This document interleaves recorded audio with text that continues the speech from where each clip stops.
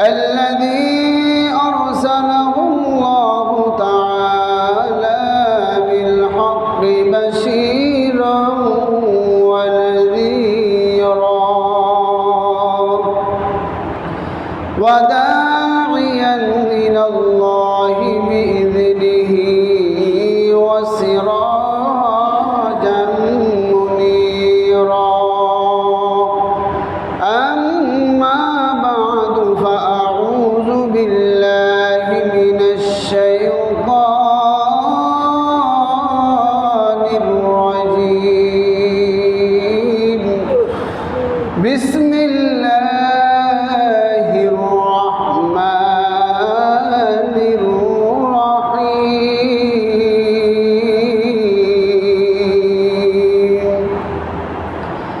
فمن فرض فيهن الحج فلا رفث ولا فسوق ولا جدال في الحج.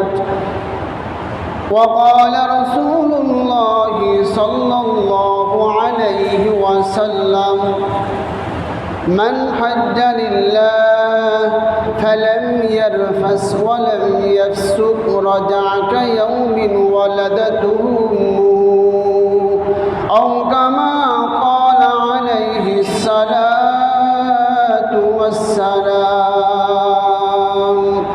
সকলে পড়ি আল্লাহুম্মা সাল্লি আলা মুহাম্মাদিন ওয়া আলা আলি মুহাম্মাদ কামা সাল্লাইতা আলা ইব্রাহিম ওয়া আলা আলি ইব্রাহিম ইন্নাকা হামিদুম মাজিদ। আল্লাহুম্মা বারিক আলা মুহাম্মাদিন ওয়া আলা আলি মুহাম্মাদ কামা বারাকতা আলা ইব্রাহিম ওয়া আলা আলি ইব্রাহিম ইন্নাকা হামিদুম মাজিদ। বালাগাল উলা বিকামালিহি কাশাফাত তুজা বিজামালিহি হাসুনাত জামিউ খুসালিহি সাল্লু আলাইহি ওয়া আলিহি। বালাগাল উলা বিকামালিহি কাশাফাত তুজা বিজামালিহি হাসুনাত জামিউ খুসালিহি সাল্লু আলাইহি ওয়া আলিহি। আলহামদুলিল্লাহ, আল্লাহ পাকের দরবারে লাখো কোটি শুকরিয়া যে মহান আল্লাহ তাআলা আমাদেরকে শুক্রবারের দিনে জুমার সালাত আদায় করার জন্য আল্লাহ তাআলার ঘরে আসার বসার তৌফিক দান করেছেন। এজন্য সকলেই দিল থেকে শুকরিয়া আদায় করি, বলি আলহামদুলিল্লাহ। লক্ষ কোটি দুরুদ ও সালাম সাইয়্যিদুল মুরসালিন খাতামুন নবিয়্যিন নবী মুহাম্মদুর রাসূলুল্লাহ সাল্লাল্লাহু আলাইহি ওয়াসাল্লামের উপর। সম্মানিত মুসল্লিয়ানি কারাম, আল্লাহ পাকের দরবারে আবারও লক্ষ কোটি দুরুদ ও সুজুদ যে মহান আল্লাহ তাআলা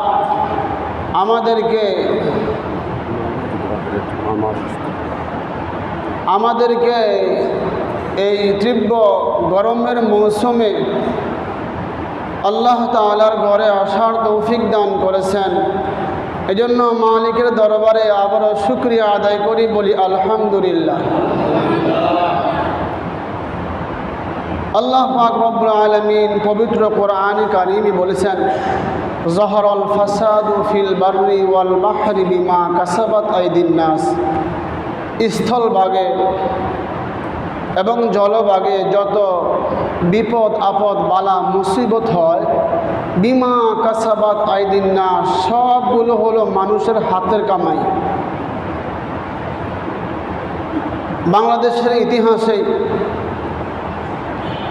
এই বছর গরমের তাপমাত্রা খুব বেশি। বিভিন্ন জেলায় উপজেলায় বিভিন্ন বিভাগে বিভিন্ন দেশের মধ্যে মানুষ মরতেছে গরমের তাপমাত্রাতে। তো আল্লাহ রাব্বুল আলামিন আপনাকে আমাকে মায়া মোহাব্বত করে আল্লাহ তাআলার ঘরে আসার তৌফিক দান করেছেন।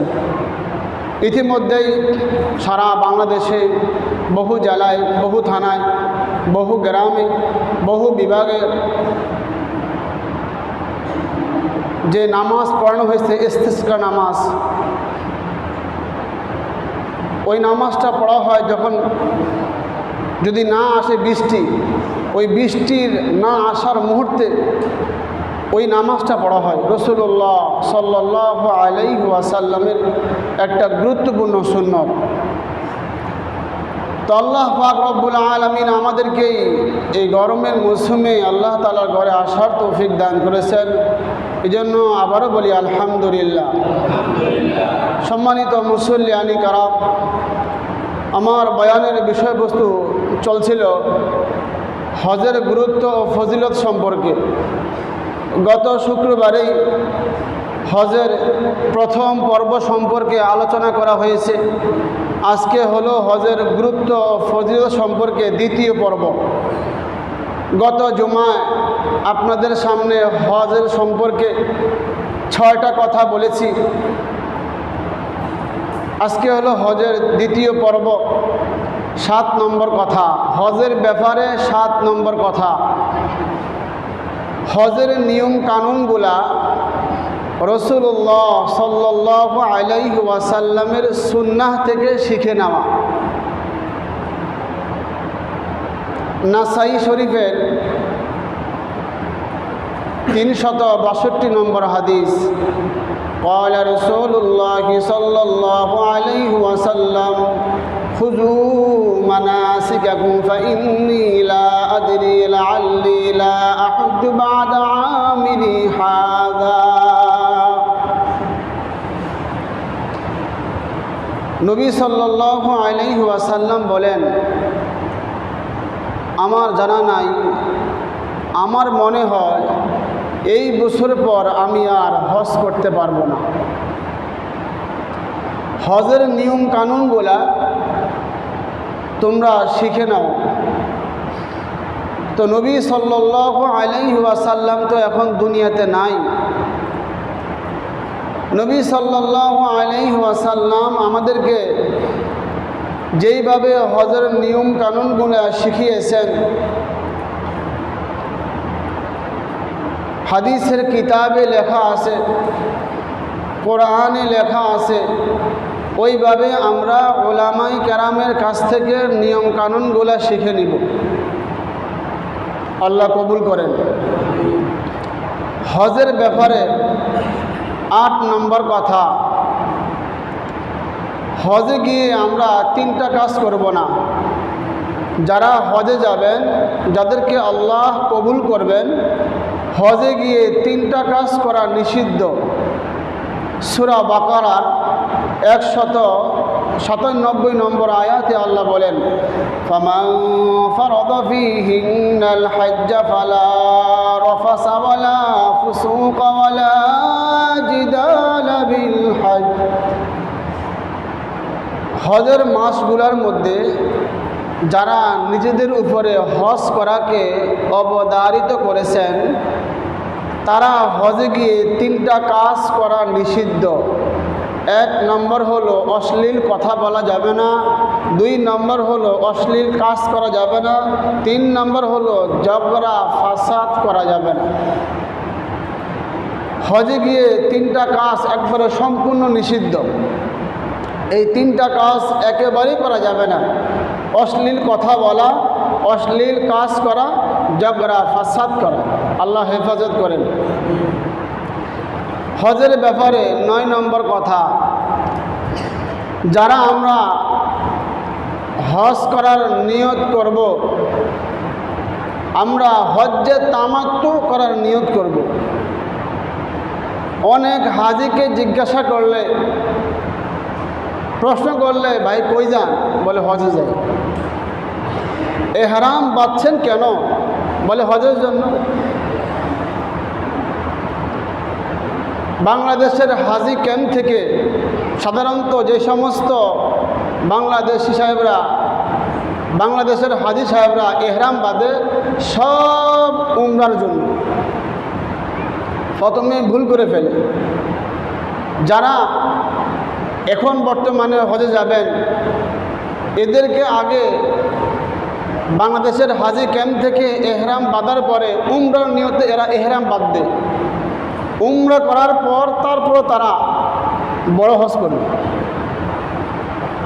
এই সমস্ত বিষয়গুলা ওলামায়ে কাসেমের কাছ থেকে শিক্ষা নেওয়া।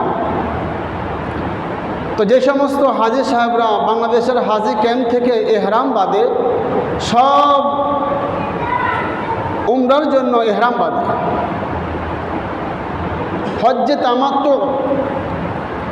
তামাত্তু হলো প্রথমে উমরা করা, উমরা থেকে হালাল হওয়ার পরে এহরাম বাঁধা, এরপরে হজ আদায় করা। হজ 3 প্রকার। বলেন কয় প্রকার? 3 প্রকার। 1 হজ্জে ইফরাদ, 2 হজ্জে কেরান, 3 হজ্জে তামাত্তু। হজ্জে ইফরাদ, হজ্জে কেরান, হজ্জে তামাত্তু যারা আমরা আছি ইনশাআল্লাহ আমরা সকলে নিয়ে করব খালেস নিয়তে, যাতে আমরা বাস হজ্জে তামাত্তু আদায় করতে পারি। হজ্জে তামাত্তু এক লগে 2টা, উমরাও করতে পারবেন, হজও করতে পারবেন। হজ্জে তামাত্তু আল্লাহ কবুল করেন। রাসূলুল্লাহ সাল্লাল্লাহু আলাইহি ওয়াসাল্লাম আমাদেরকে হাদিসের মাধ্যমে জানিয়ে দিলেন, হে মুহাম্মদ সাল্লাল্লাহু আলাইহি ওয়াসাল্লামের পরিবার, তোমাদের মধ্যে যারা হজ করবা, যখন হজ আদায় করবা প্রথমে উমরা করবা, উমরা করার পরে এহরাম বাঁধবা, এহরাম বাঁধার পরে হজ আদায় করবা। তাহলে আমরা সকলেরই মনের আশা আকাঙ্ক্ষা কাবা বাইতুল্লাহ দেখার জন্য, তাওয়াফ করার জন্য আমরা সকলেই নিয়ত করতে পারি, আল্লাহ যেন কবুল করে।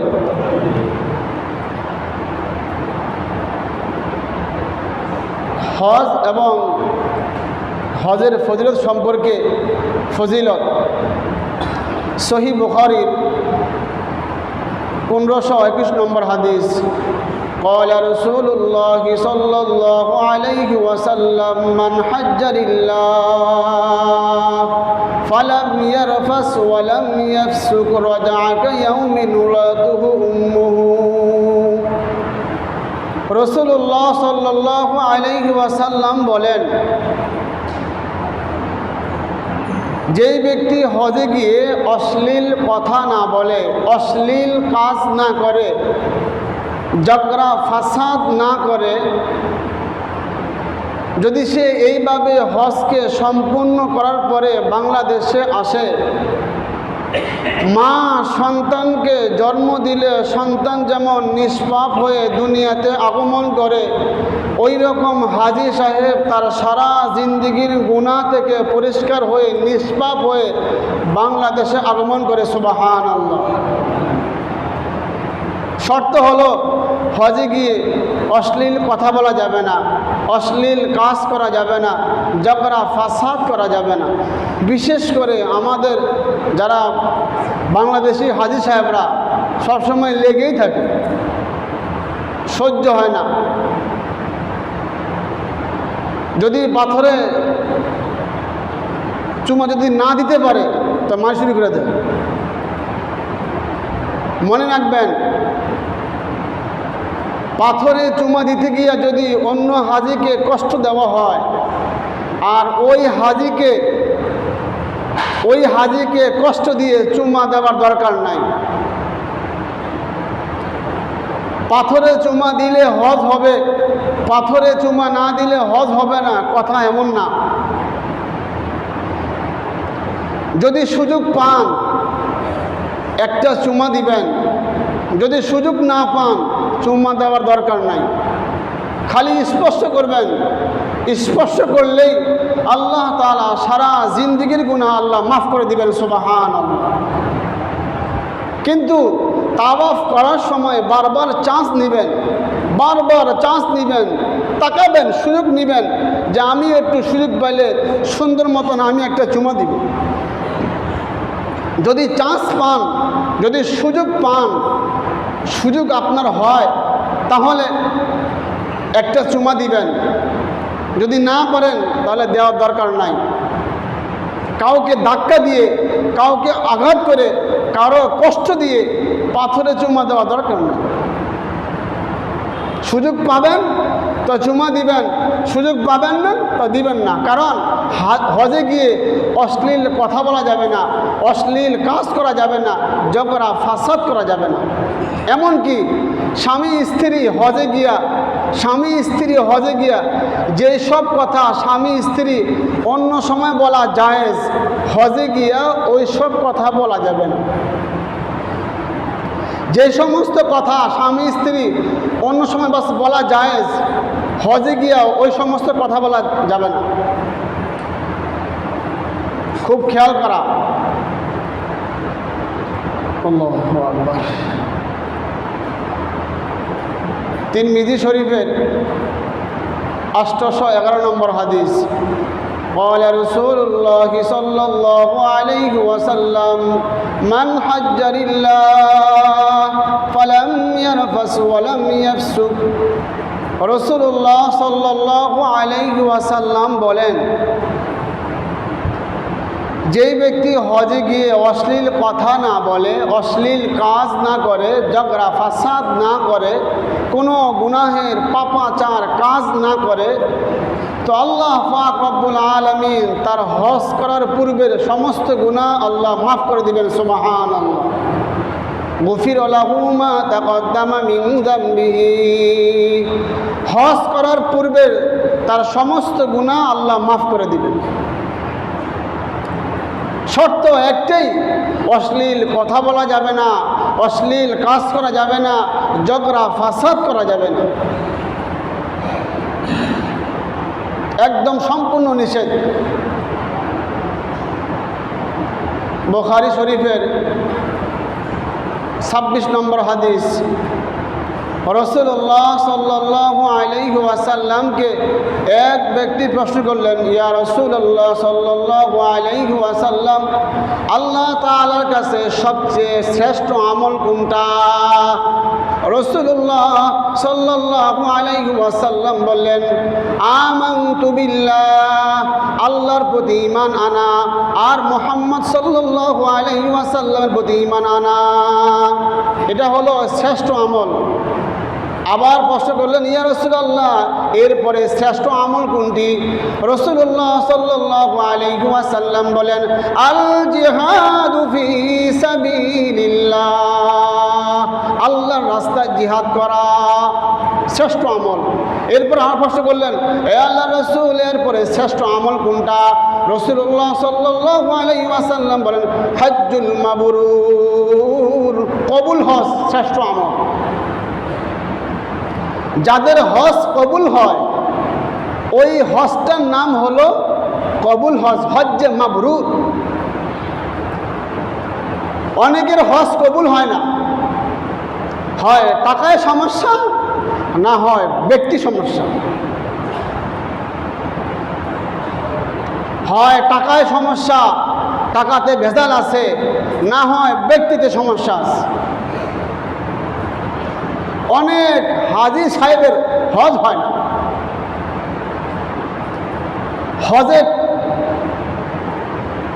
হজ কবুল হওয়ার জন্য হালাল টাকা আপনাকে অর্জন করতে হবে। সুদের টাকা দিয়া হজ আদায় করলে কবুল হবে না।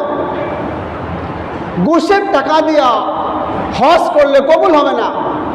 অন্যের সম্পদকে আত্মসাৎ করিয়া, জুলুম অত্যাচার করিয়া, মানুষকে মারে ধরিয়া, ওই টাকা দিয়া, অবৈধ সম্পদ দিয়া হজ করলে কবুল হবে না। হাজার বাস হজ করেন, পিতা মাতার সেবা না করিয়া, পিতা মাতার মনে কষ্ট দিয়া, অবহেলা করিয়া হাজার বাস কাবা গিয়ে বসে থাকেন, কোনো লাভ নাই, বরবাদ হইয়া।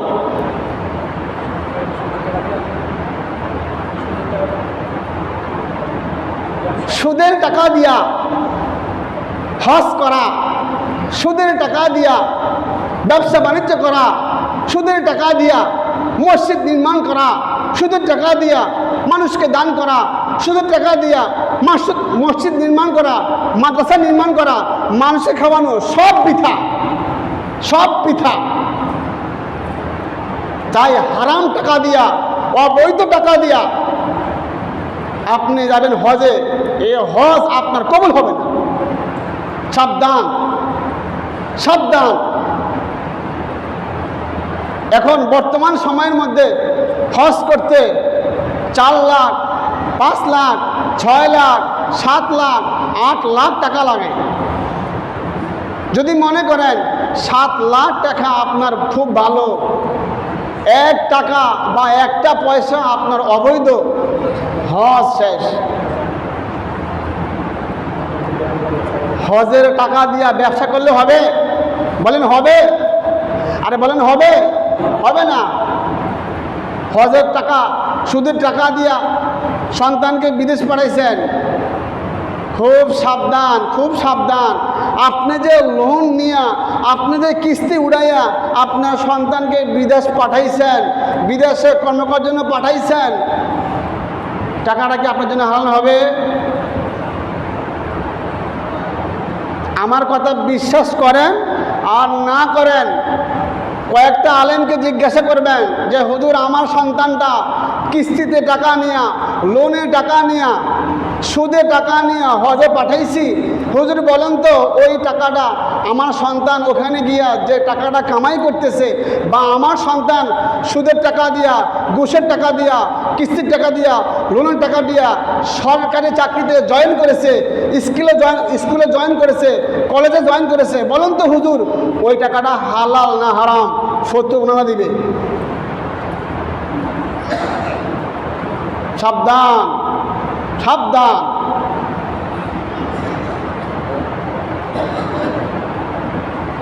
হারাম টাকা দিয়া সন্তানকে বিদেশ পাঠাইবেন, হারাম টাকা দিয়া হজ করবেন, সুদের টাকা দিয়া হজ করবেন, আল্লাহর কসম কোনো কবুল হবে না, কবুল হবে না।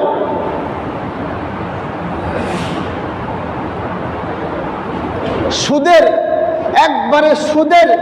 একবারে সর্বনিম্ন, একবারে ছোট্ট গুনাহ হলো আপন মায়ের সাথে জিনা করা, ছোট্ট গুনাহ হলো, বাকি তো আছেই।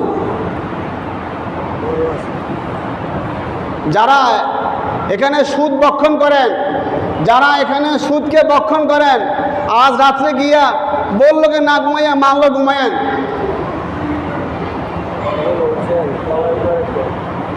এত নিকৃষ্ট জিনিস সুদ, এত নিকৃষ্ট, এত নিকৃষ্ট সুদ। সুদ খুব মারাত্মক গুনাহ, খুব মারাত্মক গুনাহ। সর্বনিম্ন হলো, একবারে সর্বনিম্ন হলো আপন মায়ের সাথে জিনা করা। সুদ খাওয়া মানে আপন মায়ের সাথে জিনা করা, সর্বনিম্ন।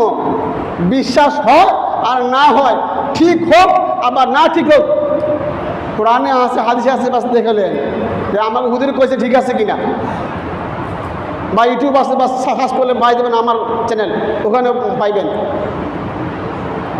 তো এই জন্য এই হারাম টাকা দিয়া, অবৈধ সম্পদ দিয়া এই হজ করা, হজকে আদায় করা কোনো রকমই কবুল হবে না। আল্লাহ যেন আমাদেরকে এই সমস্ত যেন বাস হেফাজত করে, বলি আমিন। আল্লাহু আকবার। যারা খায় না সুদ, এরা মানে খুশি, মাশাআল্লাহ হুজুর কইতাছো বয়ানটা খুব ভালো হয়েছে। আর যারা খায় এরা তো হুজুর রাখুন যাইব না, সুদের কথা কয়, ঘুষের কথা কয়, হারামের কথা কয়, মদ খেলের কথা কয়, গাঁজার কথা কয়, ইয়াবার কথা কয়, ফেন্সিলের কথা কয়, হুজুর রাখুন যাইব। রিজিকের মালিক কে? বলেন কে? আল্লাহ। একটা চোর বাটপারে খাওয়ায়, একটা আলিম কাল খাওয়াইব না? যে মাদ্রাসায় পড়াশোনা করছি, মসজিদে মুজি করতে হবে, আর কোনো গতি নাই, এমন তো না। দিন মজুর বাস করে খামু, হালাল টাকা। বাস রিক্সা আছে, রিক্সা বাস চালাইয়া খামু, হালাল টাকা।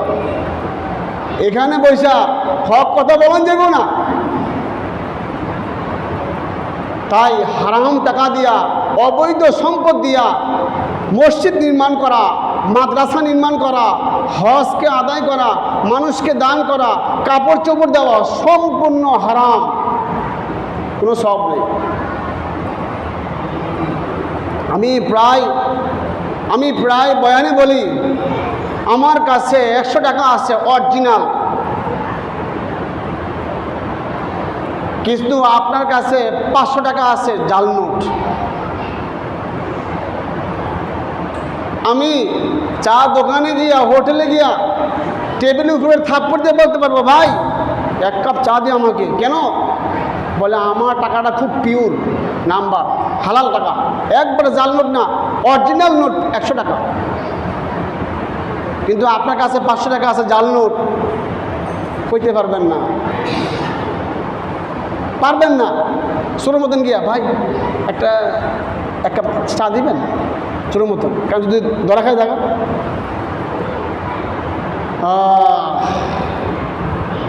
হারাম টাকা 100 টাকা দান না করিয়া 1 টাকা বাস দান করবেন, অনেক সব পাবেন। কেন? বলে আপনার 1 টাকা খুব অরিজিনাল হালাল টাকা, খুব কষ্টের টাকা। আপনাকে বলে নাই, আপনাকে আল্লাহ বলে নাই, আপনাকে মুহাম্মদুর রাসূলুল্লাহ সাল্লাল্লাহু আলাইহি ওয়াসাল্লাম বলে নাই যে হারাম টাকা দিয়া মসজিদ বানাও, মাদ্রাসা বানাও, মানুষকে খাওয়াও, এটা বলে নাই। তো আমরা সকলেই জানতে পারছি, এই বয়ান থেকে শুনতে পারছি, সেটা হলো হারাম টাকা দিয়া, অবৈধ সম্পদ দিয়া, ঘুষের টাকা দিয়া, সুদের টাকা দিয়া হজ কবুল হবে, হজ কবুল হবে না। যদি কথা মন ধরে তো ধরবেন, না ধরলে কিছু করার নেই। আমার কথা আমার বলতে হইব। আল্লাহু আকবার, আল্লাহ কবুল করেন।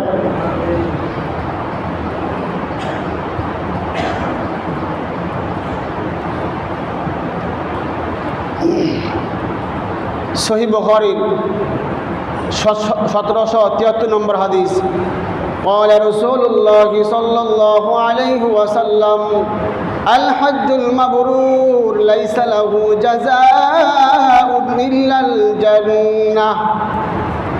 রাসূলুল্লাহ সাল্লাল্লাহু আলাইহি ওয়াসাল্লাম বলেন, কবুল হজের প্রতিদান হলো জান্নাত। সুবহানাল্লাহ। যাদের হজ কবুল হয় তাদের বিনিময় হলো, তাদের প্রতিদান হলো আল্লাহর জান্নাত। সুবহানাল্লাহ।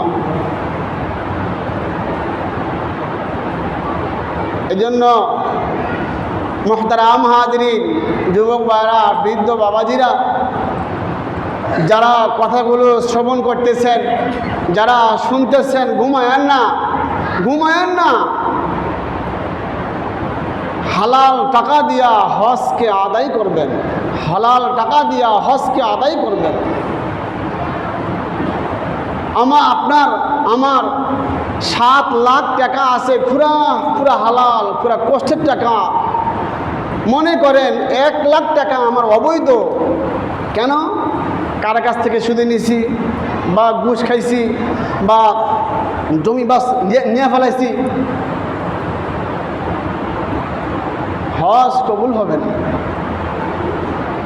আল্লাহু আকবার। এজন্য অবৈধ সম্পদ দিয়া হজকে করা যাবে না। করতে পারবেন, মাগার কবুল হবে না। এখনো তো ইমান দুর্বল হয়ে গেছে, বলে এত টাকা এখান থেকে ব্যয় করিয়া এহরাম বাইদা, বলে তাওয়াফ করে, সাফা মারওয়া করে, মুজদালিফা অবস্থান করে, আরাফার ময়দানে অবস্থান করে, মিনাতে যায়, মদিনায় যায়, মক্কায় যায়, ওখানে গিয়েও সেলফি। হাজী সাহেব, আপনি কোথায় গেছেন হজ করতে? ওখানে সেলফি কেন?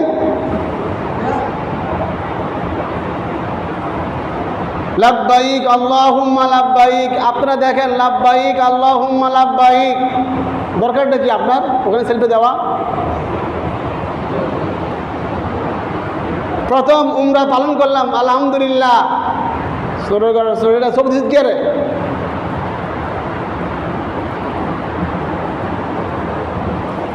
নেক আমল করবো, জানবো আল্লাহ। এক হাতে দান করবো, আর হাতে বাস টের পাবে না। কিন্তু ওখানে গিয়া স্বামী স্ত্রী মিল্লা ছবি তুলতেছে, উমরা মুবারক, হজ মুবারক, সবাই দেখে না আমাদেরকে। বউ হলো গোপনীয় জিনিস, মানুষকে দেখানোর জিনিস না, পার্সোনাল জিনিস। ফেসবুকে ছাড়া দেন, আলহামদুলিল্লাহ দেখতেছেন আমার, এটা আমার ওয়াইফ। তো সুন্দর সুন্দর বাস উত্তর দিয়ে দেয় কমেন্টে, একবার বাস দেখলে পেট ভরে যায়। পার্সোনাল জিনিস আপনার ওয়াইফ, মানুষকে দেখানোর উদ্দেশ্য না। কত কষ্ট করে, মেহনত করে, পাসপোর্ট করিয়া, ছবি দিয়া, অনেক কষ্ট পরিশ্রম করিয়া টাকাটা জমা, জীবনে একবার হলেও রাসূলুল্লাহ সাল্লাল্লাহু আলাইহি ওয়াসাল্লামের বাইতুল্লাহকে, রসুলের রজাকে আমি তাওয়াফ করবো, আমি জিয়ারত করবো, আমি নামাজ পড়বো। কিন্তু ওখানে গিয়েও অশ্লীল মারামারি, অশ্লীল কাটাকাটি, অশ্লীল কথা, অশ্লীল কাজ, ঝগড়া ফাসাদ, সেলফি।